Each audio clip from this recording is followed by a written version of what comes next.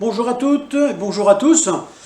Je débuterai mon propos par une citation d'Alphonse Allais qui disait « Je ne prendrai pas de calendrier cette année car j'ai été très mécontent de celui de l'année dernière ». Et oui, la crise sanitaire nous a beaucoup impactés depuis début 2020. L'année vient de se terminer et le Covid est malheureusement toujours là. En raison du virus, tout a été très compliqué à vivre l'année dernière pour chacune et chacun d'entre nous. Le travail, l'école, le sport, les loisirs, les retrouvailles en famille, entre amis, les réunions et manifestations diverses, les relations humaines, les vacances. En fait, tout ce qui compose notre quotidien, qu'il soit privé ou public, individuel ou collectif. En début d'année, la commune de Plémel s'est retrouvée d'emblée incluse dans le périmètre du premier cluster du Pays d'Auray. En conséquence, la campagne des élections municipales de mars et la tenue du premier tour de scrutin ont été fortement perturbées par les premières restrictions gouvernementales. J'en profite pour adresser ici un grand merci à tous les électeurs qui se sont déplacés aux urnes et tout particulièrement à celles et ceux qui nous ont accordé leur suffrage. En parallèle à l'apparition de ce cluster, un premier confinement a été imposé avec son lot d'ordres et de contre-ordres.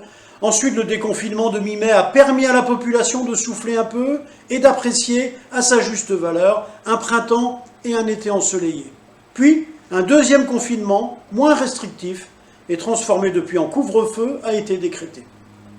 Et comme si cela ne suffisait pas, un gros incendie a détruit, début 2020, une grande partie des locaux du Groesven, emportant avec lui tout ce qui faisait la richesse culturelle d'une médiathèque, les avantages d'un espace en plancher bois, ainsi que d'une salle carrelée multifonction.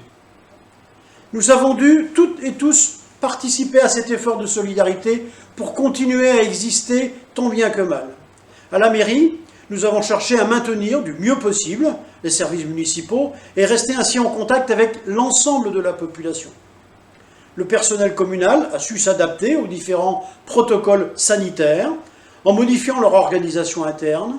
Les réunions de travail étant limitées, voire même interdites à certaines périodes, beaucoup de dossiers étudiés en visioconférence ont pris inévitablement du retard. Notre CCAS a été et est toujours à l'écoute de celles et ceux qui nécessitent une prise en charge humaine, logistique ou financière. Nos auxiliaires de vie ont pleinement assuré leur mission d'aide et de soutien aux personnes à domicile, ce dont je les remercie très sincèrement. Aujourd'hui encore, nous avons le sentiment d'être privés d'une partie de nos libertés individuelles ou collectives. Nos aînés souffrent d'isolement, des personnes diminuées, malades ou déprimées appréhendent l'avenir, nos enfants vivent une scolarité hors norme, nos commerçants et nos restaurateurs peinent à maintenir la tête hors de l'eau, nos entreprises et nos artisans travaillent avec beaucoup de contraintes, notre tissu associatif, habituellement très investi, est forcé à l'inaction. Néanmoins, ne versons pas dans le pessimisme. Autour de nous, on sait pouvoir compter sur le sérieux et le dévouement de nombreux professionnels et bénévoles extrêmement sollicités pendant la crise.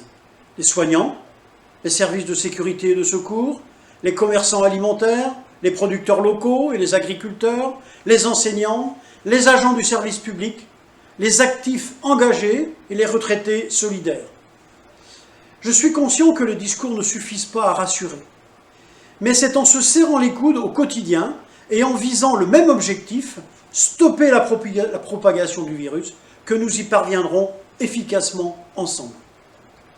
En tournant la page 2020, qui a été, je le répète, une période éprouvante tant au niveau sanitaire, économique que psychologique, je souhaite réaffirmer au nom de la nouvelle équipe municipale que nos objectifs n'ont pas changé.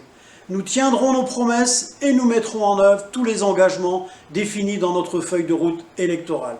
C'est fondamental pour nous, mais surtout pour l'ensemble de nos administrés. Ouvrons donc la porte à 2021. En préambule à cette nouvelle année, je me dois de vous rappeler que la liste Bien vivre ensemble à Plémel, qui a remporté 63% des suffrages exprimés, a bâti un programme solide et pragmatique, prenant largement en compte l'environnement. Le nouveau conseil municipal, organisé en commission, s'est mis au travail dès le mois de juin. Nous avons avancé sur beaucoup de projets prioritaires, inscrits dans notre profession de foi, auxquels est venue se rajouter la restructuration du bâtiment incendié du Groesven. Les 2 premiers volets du dossier d'envergure Plemel 2030 sont désormais sur les rails. Une mairie opérationnelle depuis juin 2019 et une médiathèque totalement métamorphosée sur le point de l'être prochainement. Le 3e volet, dédié à l'enfance-jeunesse, fera au final l'objet d'un vaste plan d'ensemble qui prendra en compte le déficit criant de salles associatives et sportives, conjugué à la reprise des locaux dévastés par le feu, et 2 chantiers d'investissement liés à l'augmentation importante des effectifs scolaires. Les bâtiments de notre nouvelle école publique, aujourd'hui vieillissante, et la cantine municipale, devenue incompatible avec les impératifs de la restauration scolaire. Nous sommes en train d'échafauder plusieurs scénarios d'aménagement en se basant sur une prospective d'utilisation à long terme, nouvelle construction, extension, rénovation d'une partie des locaux, tout est sur table, avec l'objectif d'opter pour une solution optimale sans gréver nos finances locales. Les acteurs concernés par l'une ou l'autre des structures à bâtir, à agrandir ou à aménager, y seront associés au moment opportun. Une fois les décisions arrêtées, restera à organiser le maillage reliant ces différents bâtiments et services publics. Utile à toute la population, réfection des voiries du centre-bourg, enfouissement des réseaux, cheminement doux, nouveau stationnement. Un dernier mot sur ce chantier structurant, au-delà de l'accompagnement nécessaire de nos seniors et de la plupart de nos administrés, il est une catégorie qui est l'avenir de Plemel, nos jeunes. Le dynamisme d'une commune se mesure aux investissements menés en leur faveur. Il est donc indispensable que la petite enfance, nos 2 écoles, nos 2 cantines, l'accueil de loisirs, bénéficient d'espaces fonctionnels, dédiés à l'éducation, au périscolaire, à l'apprentissage de savoirs annexes, aux activités actuelles, mais aussi futures de nos jeunes. Bref, nous nous devons d'avoir à l'esprit tout ce qui touche à la jeunesse est en constante mutation. Dans un autre domaine, tout aussi primordial, il est un adage que je n'ai pas envie de voir se concrétiser à Plemel. Pas de vie en centre-bourg sans commerce. La vitalité d'une commune passe aussi par là. Le souhait de nombreux Plémélois de voir s'implanter un commerce alimentaire, supérette, fait aussi partie de nos préoccupations majeures. Sachez que nous avons reçu différentes demandes en ce sens. Nous sommes en train d'examiner ces propositions d'installation avec, bien entendu, beaucoup d'intérêt, mais en faisant preuve de discernement. Un autre concept nous tient particulièrement à cœur, l'environnement. Bien entendu, nous travaillons cette problématique dans tous les gros chantiers en cours. Mais au titre de l'esprit civique qui nous caractérise, chacune et chacun d'entre nous peut agir au quotidien pour conserver le caractère naturel de notre commune, tout en la rendant plus propre. La nouvelle commission Environnement et Développement durable a défini un programme d'intervention concrète qu'elle compte bien mener à terme et enrichir en permanence. Parmi les points forts déjà actés, l'entretien durable de nos chemins de randonnée et l'ouverture de nouveaux sentiers communaux, avec la mise en place d'une signalétique adaptée, ceci en partenariat avec le club de rando.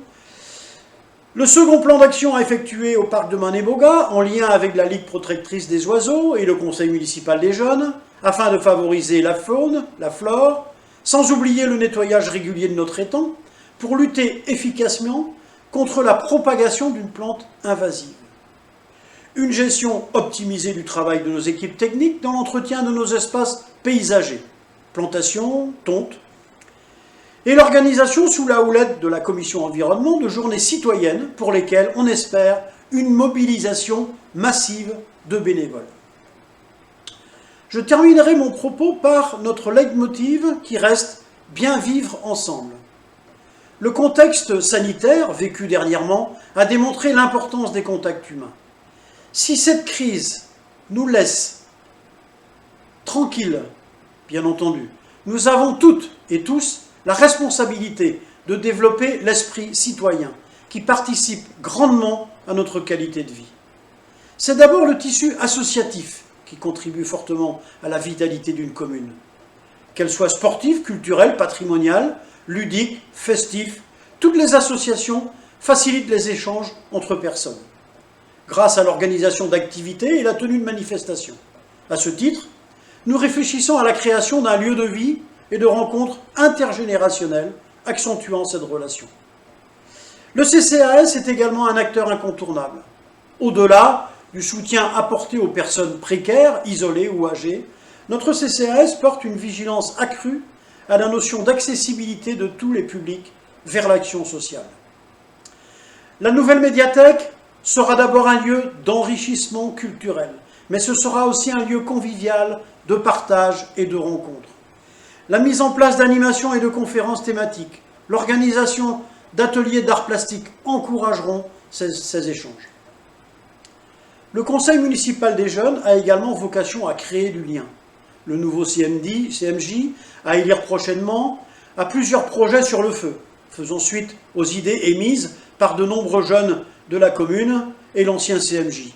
Il s'agit de la création d'un terrain multisport, l'installation d'une bibliothèque de rue, la tenue de séances cinéma en plein air, à planifier par exemple dans le théâtre de verdure de la nouvelle médiathèque, la formation aux gestes de premier secours, leur participation au désherbage du cimetière, et j'en passe, mais nous aurons l'occasion d'en reparler dans le courant de l'année. Comme vous le savez, il n'y a pas eu et il n'y aura pas, comme à l'accoutumée, de cérémonie officielle de vœux en raison de la crise sanitaire. Et sachez que je le regrette vraiment. Néanmoins, l'équipe municipale et moi-même formons de vrais souhaits pour que cette nouvelle année soit bien meilleure que la précédente, que la crise Covid ne soit plus qu'un mauvais souvenir, et surtout que nous puissions revivre normalement avec davantage de sérénité et d'espoir en l'avenir. Prenez surtout bien soin de vous et de vos proches. Bonne année 2021 à toutes et à tous.